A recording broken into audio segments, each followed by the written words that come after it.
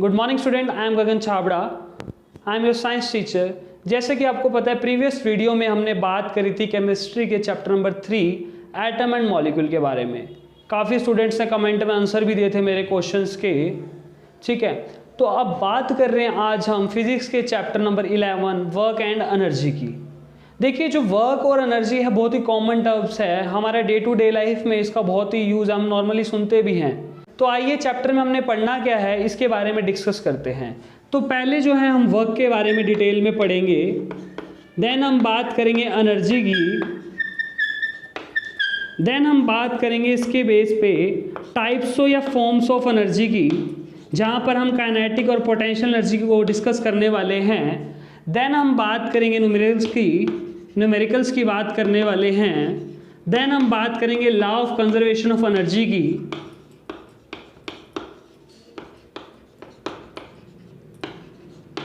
और then last में students हम बात करने वाले हैं इसी के बेस पे जो न्यूमेरिकल्स हैं एग्जाम में आते हैं उनकी। तो ये चीज़ें हमने अपने चैप्टर में पढ़नी हैं, हम एक एक करके इस टॉपिक को डिस्कस करते हैं। तो आइए स्टूडेंट हम बात करते हैं अपनी पहली टर्म की जो हमने पढ़नी है इस वीडियो में, वो है वर्क। वर्क को हम इस वीडियो में बहुत ही अच्छे तरीके से एक्सप्लेन करने वाले हैं स्टूडेंट, आप समझेंगे। देखिए वर्क बहुत ही नॉर्मल चीज़ है। देखिए जो वर्ड है ये यहाँ पर मैंने लिखा है वर्क। अब ये हमारे लिए थोड़ा सा कहीं ना कहीं प्रॉब्लम क्रिएट करता है। कैसे, मैं आपको क्लियरली समझाऊंगा इस वीडियो में। आपको क्या लगता है कि वर्क क्या है? कि मैं कहूँ यहाँ पर इस फोटोग्राफ में क्या है, एक बच्चा जो है पढ़ रहा है, तो हम क्या कहेंगे वो वर्क कर रहा है। या मैं बात करूँ यहाँ पर एक पर्सन सोच रहा है, तो यहाँ पर क्या है, वो भी क्या हो रहा है, वर्क हो रहा है। या मैं बात करूँ यहाँ पर मैं आपको समझा रहा हूँ, तो ये भी क्या है, वर्क हो रहा है आपकी अकॉर्डिंग। या फिर हम बात कर रहे हैं आपकी मम्मा यहाँ किचन में या कोई भी है खाना बना रहे हैं, तो वो भी क्या है, वर्क हो रहा है। पापा जॉब पे जा रहे हैं, वो भी क्या है, वर्क हो रहा है हमारे अकॉर्डिंग।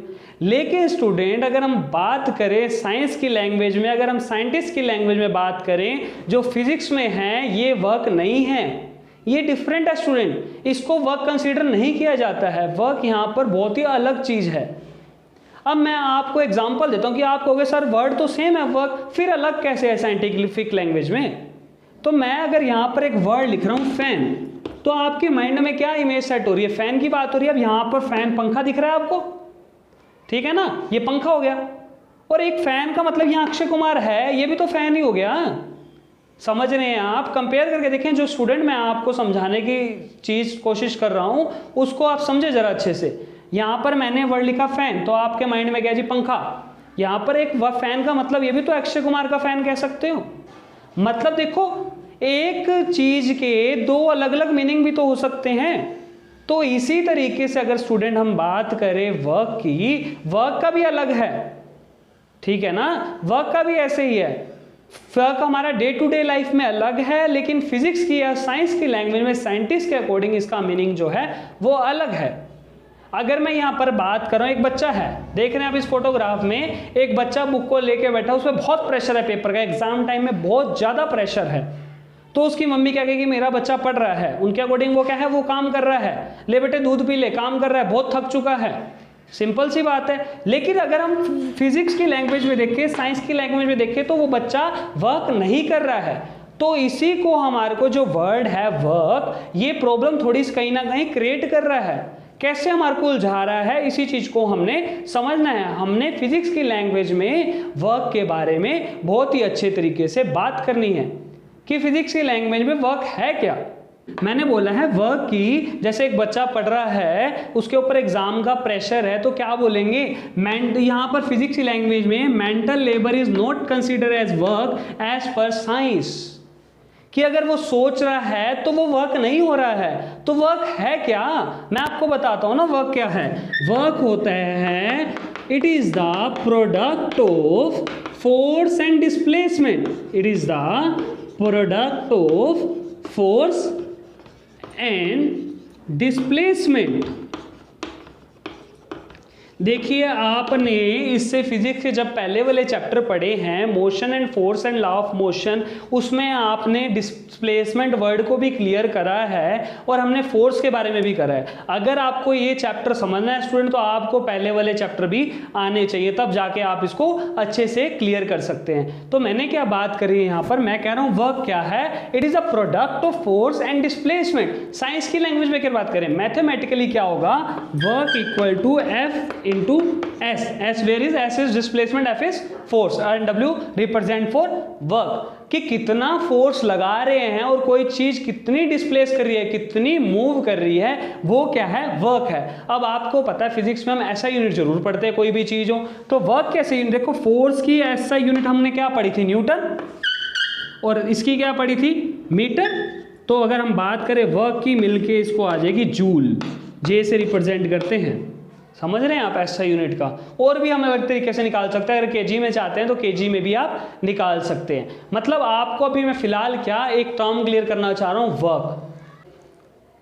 तो स्टूडेंट हम बात कर रहे हैं यहाँ पर वर्क की, जैसे मैं कहता हूं ये एक बॉक्स है, ठीक है, ये एक हमारा बॉक्स पड़ा है, ठीक है, यहाँ पर एक पर्सन इस पे फोर्स लगा रहा है, यहाँ पर फोर्स अप्लाई हो रहा है और ये कुछ बॉक्स फोर्स लगाने की वजह से मूव कर रहा है, इसकी कुछ डिस्प्लेसमेंट हुई है, देख रहे हैं आप ये फोटो में देख सकते हैं। मैं आपको बता रहा हूँ ये बॉक्स को एक पर्सन क्या है फोर्स लगा रहा है और ये क्या है मूव करा, थोड़ा सा डिस्प्लेस किया, तो इस कंडीशन में क्या होगा, ये वर्क हो रहा है साइंस की लैंग्वेज में। कि वर्क क्या हमने पढ़ा है, product of force and displacement is called work. For example देखें आप यहाँ पर, समझे जरा, ये बॉक्स है, ठीक है, इस पे एक पर्सन क्या कर रहा है, 10 न्यूटन का फोर्स लगा रहा है और ये बॉक्स ने डिस्प्लेस किया फॉर एग्जाम्पल 5 मीटर। तो वर्क डन क्या होगा, मैंने अभी आपको मैथमेटिकली फॉर्मूला बताया, वर्क क्या होता है, फोर्स इनटू डिस्प्लेसमेंट। तो फोर्स कितना लगा 10 एंड डिस्प्लेसमेंट 5, तो वर्क आ गया आपका इस केस में 50 जूल। समझ रहे हैं आप। एक और एग्जांपल ले लेते हैं स्टूडेंट, मैं कहता हूँ ये बॉक्स पड़ा है, यहाँ पर एक पर्सन फोर्स लगा रहा है, सपोज करो भारी बॉक्स है 20 न्यूटन का और डिस्प्लेस हुआ है वो 8 मीटर। तो वर्क डन क्या होगा, work force into displacement, force है हमारा 20 इंटू डिस्प्लेसमेंट 8, 160 जूल हमारा क्या हो जाएगा, वर्क डन हो जाएगा। क्लियर है, समझ रहे हैं आप जो मैं समझाने की कोशिश कर रहा हूँ। कई बार न्यूमेरिकल आ जाता है इसके बेस पे भी। तो स्टूडेंट देखिए, जैसे एक बार और समझ लें, एक चीज़ और नई चीज़ समझाना चाह रहा हूँ वर्क के केस में। ये हमारा बॉक्स है, यहाँ पर इधर से हमारा फोर्स जो लग रहा है वो मान लीजिए 10 न्यूटन का लग रहा है, ठीक है, और एक फोर्स इधर से लग रहा है, एक पर्सन इधर से कर रहा है, वो फोर्स हमारा मान लीजिए आप 8 न्यूटन और डिस्प्लेसमेंट हुई बॉक्स की 6 मीटर। तो इसको हम F1 मान लें, इसको F2 मान लें, तो फर्स्ट वर्क क्या होगा, W1 F1 into S, F1 क्या है 10 और S कितना है 60, तो 60 जूल। अगर हम बात करें वर्क डन 2 की, क्या हुआ 4 सेकेंड के केस में कितना है 8 इंटू 6 48 जूल। अब मैं यहाँ से आपको क्या समझाने की कोशिश कर रहा हूँ स्टूडेंट्स, यहाँ पर आपको दोनों के सेम लग रहे हैं, नहीं, एक केस में वर्क डन पॉजिटिव है, एक केस में वर्क डन नेगेटिव है। अब आप कहोगे सर वर्क तो वही है, पॉजिटिव नेगेटिव क्या है।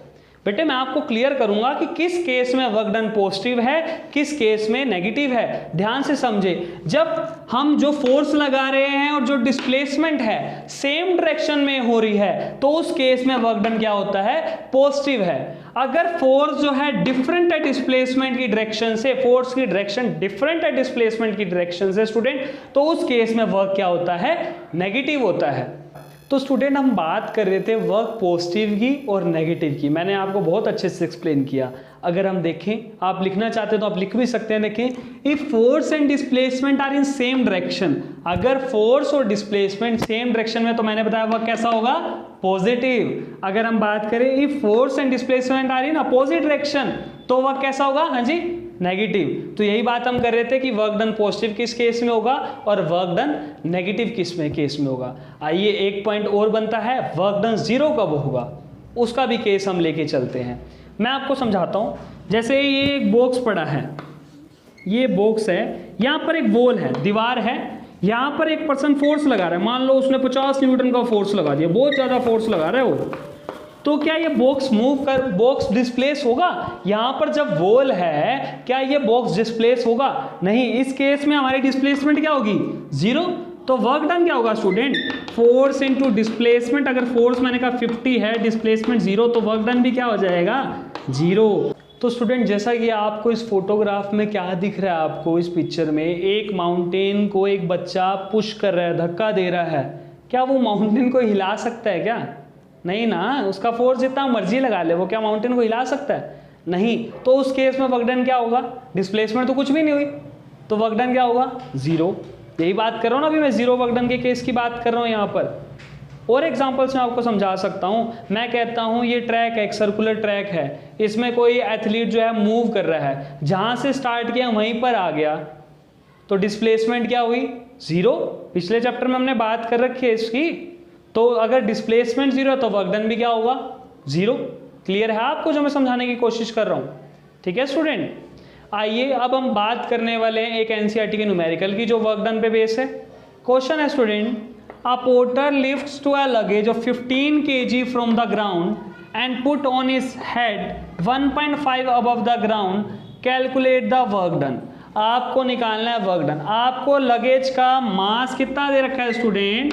15 kg, और डिस्प्लेसमेंट है 1.5 मीटर। आपको निकालना है वर्क डन। तो वर्क डन क्या होता है? Force into displacement. फोर्स क्या होता है? Mass acceleration due to gravity G S. M कितना है? 15, हमारा यहाँ पर 15 kg। G acceleration due to gravity, जब ग्रेविटेशनल चैप्टर पढ़ा है उसमें हमने बात करनी है ग्रेविटी की, तो 10। एस की बात होगी 1.1 हो गया। सोल्व कर लेंगे, कितना आ जाएगा देखो जरा, यहाँ पर मैं करके बता देता हूँ। 15 इंटू 10, 15/10, 10 से 10 कैंसल, तो 225 जूल हमारा क्या हो जाएगा? वर्क डन हो जाएगा। क्लियर है स्टूडेंट? आपको नोट कर सकते हैं आप बेशक। तो स्टूडेंट जैसा कि हमने इस वीडियो में मैंने आपको पूरा वर्क के बारे में समझाया जो हमारा था, देन नेक्स्ट वीडियो में हम बात करने वाले हैं एनर्जी की। ठीक है स्टूडेंट? ओके।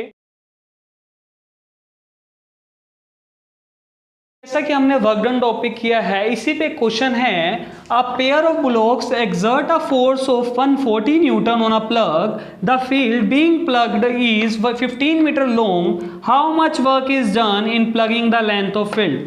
आप चाहें तो इस वीडियो को पॉज करके भी इस क्वेश्चन को देख सकते हैं, नोट कर सकते हैं। तो स्टूडेंट बात कर रहे हैं हम यहाँ पर, बेटा जो भी इसका आंसर कमेंट बॉक्स में सही देगा उन बच्चों के नाम मैं नेक्स्ट वीडियो में अपनी स्क्रीन पर लिखूंगा। ठीक है स्टूडेंट्स? तो सभी ने ज़्यादा से ज़्यादा अपने कमेंट करने हैं, आंसर सही देने हैं। ओके।